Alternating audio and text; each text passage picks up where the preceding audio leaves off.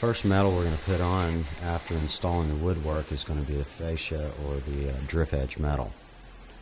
And I'm marking the height of the deck. Most of that drip edge is going to set on top of the 1x4 that runs along the eave. But in the valley where we cut back that 1x4 buildup, the drip edge will set directly on the decking under the flashing, the valley flashing.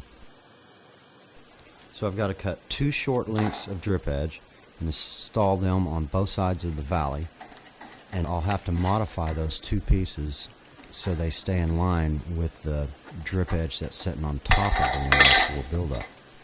I'm going to use the bottom bender to re-break the drip edge on the new bend line, and just place it in there and flatten it out,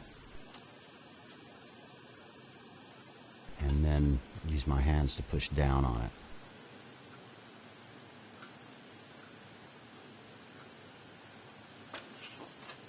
Just repeat the process with the second piece.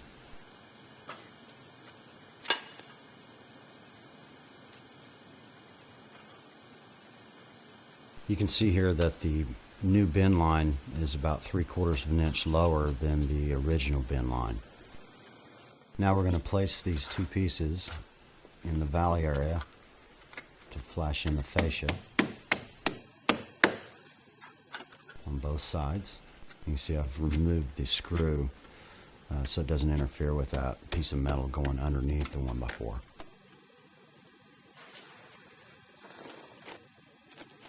These are 2.5 inch screws that are color matched to the tile. I'm also using them for the trim metal.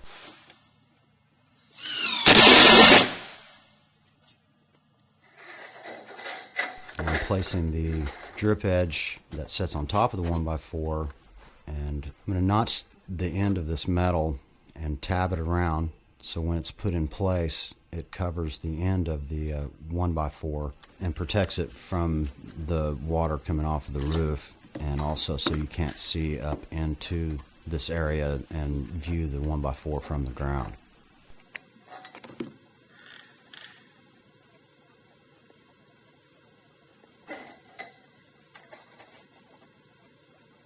I'm using these screws to install the drip edge. You can also use a pancake-headed screw or a nail to install this.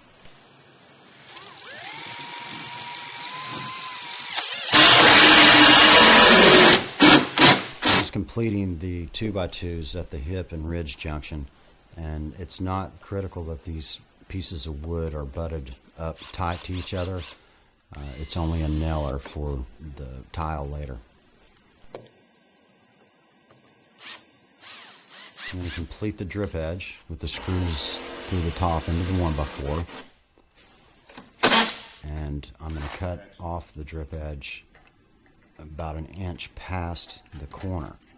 And that's going to give me some metal to wrap around the corner or tab the corner.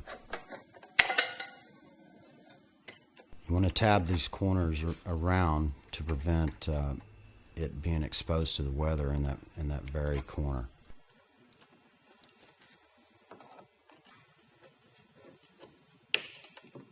I've tabbed this side around, and then I've cut the adjoining side flush to the center to create a seam in the very center of the hip with no wood exposed.